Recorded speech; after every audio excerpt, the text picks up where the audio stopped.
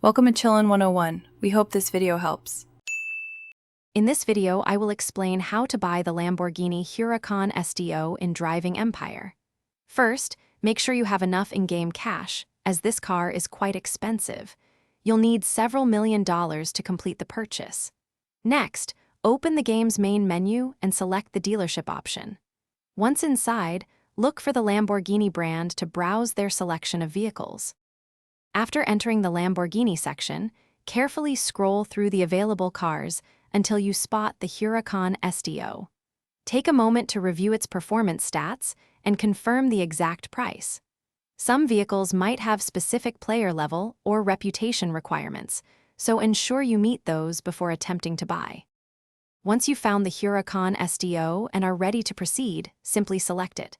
Then, click on the Buy button. A confirmation window will appear, asking you to finalize the purchase. Double-check everything, then confirm. The game will process the transaction, and your brand new Huracan STO will instantly appear in your garage, ready to drive. With your Huracan STO now in your garage, the fun truly begins. Head over to your garage to personalize your new ride.